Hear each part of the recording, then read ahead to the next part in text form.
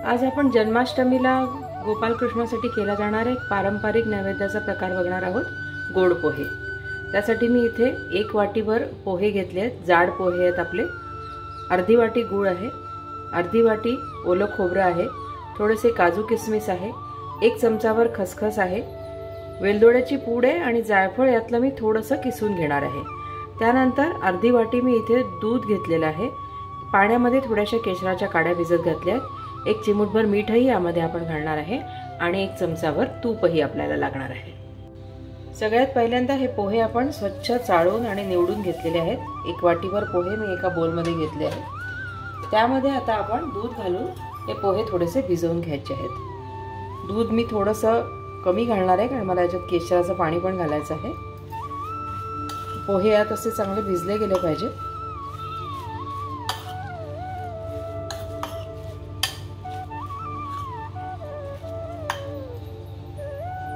साध्या दुधाऐवजी जर तुम्ही नारळाचं दूध घातलं तर त्याचीही चव फार छान लागते या पोह्यांना। थोड्याशा पाण्यामध्ये मी इथे केशर भिजत घातलं होतं, ते मी रंग आणि सुगंध छान यावा म्हणून घालते आहे। ऑप्शनल आहे, तुम्हाला नसेल घालायचं तर नाही घातलं तरी चालेल।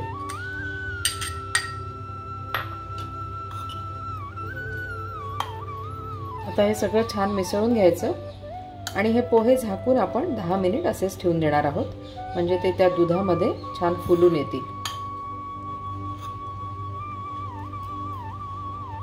आता 10 मिनिटं हे पोहे झाकून ठेवायचे आहेत। गॅस सुरू करून त्यावर मी एक पॅन ठेवलाय।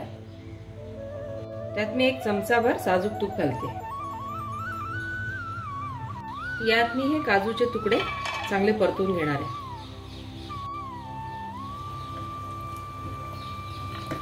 काजू आता चांगले लाल होत आले आहेत, तेव्हाच आपण ह्याच्यामध्ये किसमिस घालणार आहोत। किसमिस नंतर घालायचे आहेत कारण ते अगदी काही सेकंदातच फुलून येतात। किसमिस लगेच फुलले आहेत। मी आता गॅस बंद करून हे सगळं एका वाटीमध्ये काढून घेते आहे। यातनं ड्रायफ्रुट्स काढून घेतले आपण, त्यातलं तूप सगळं तसंच आहे त्यामध्ये।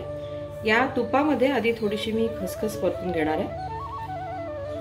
खसखस कच्ची घालण्यापेक्षा जर थोडीशी परतली गेली तर तिची चव फार चांगली लागते, खमंग लागते।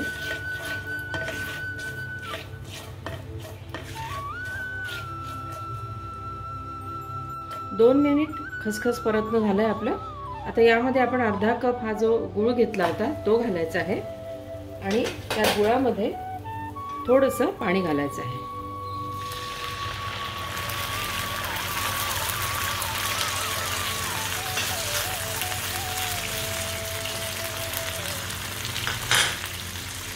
गूळ सगळा वितळायला हवाय आपल्याला, पाक करायचा नाही याचा, फक्त गूळ वितळून घ्यायचा आहे। थोडासा स्पॅच्युलाने असा दाबला, एखाद दुसरा मोठा खडा असेल तर तो लगेच विरघळला जातो।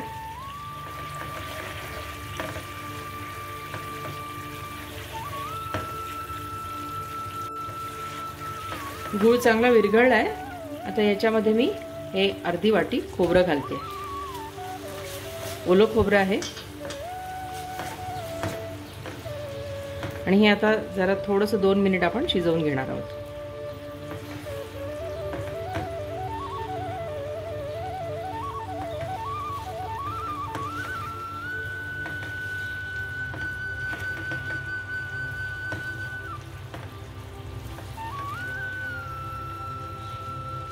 दोन मिनिटं खोबरं शिजलंय। आता याच्यामध्ये 1 चमचाभर मी वेलदोड्याची पूड घालते। थोडंसं जायफळही किसून घालणार आहे मी याच्यामध्ये। जायफळ असं फ्रेश किसून घातलं की त्याची चव खूप छान लागते। अगदी थोड्या प्रमाणात आपण करतोय हा प्रसाद, त्यामुळे अगदी थोडंसं जायफळ घातलंय मी। झटपट 10-15 मिनिटांमध्ये तयार होणारा हा नैवेद्याचा एक प्रकार आहे। खूपच चविष्ट लागतो। तर उद्याच्या जन्माष्टमीला तुम्ही हा एक प्रसाद नक्की करून बघा। आता हे जे पोहे आहेत ते थोडेसे आपण मोकळे करून घ्यायचे। मुळात आपण फार जास्त दूध काही घातलंच नव्हतं यात, त्यामुळे हे मोकळेच आहेत तसे, पण तरी एकदा मोकळे करून मग ह्याच्यामध्ये ते घालायचे आहेत।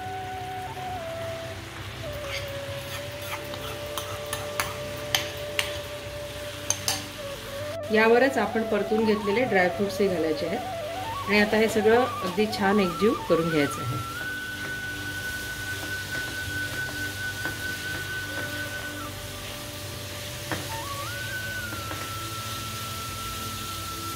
यात अगदी एक चिमूटभर मीठही घालायचं आहे, ज्याने गोड पदार्थाची चव एकदम खूप छान होते.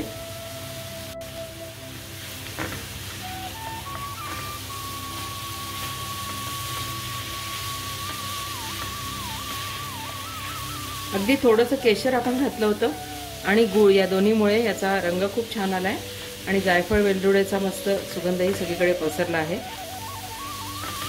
असं म्हणतात की पोहे हा श्रीकृष्णाचा आवडता पदार्थ आहे, त्यामुळे आपण नैवेद्यासाठी पोह्याचा काहीतरी पदार्थ करतोच जन्माष्टमीला.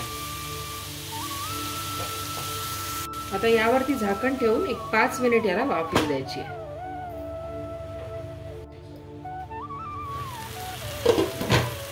5 मिनिट झाले आहेत.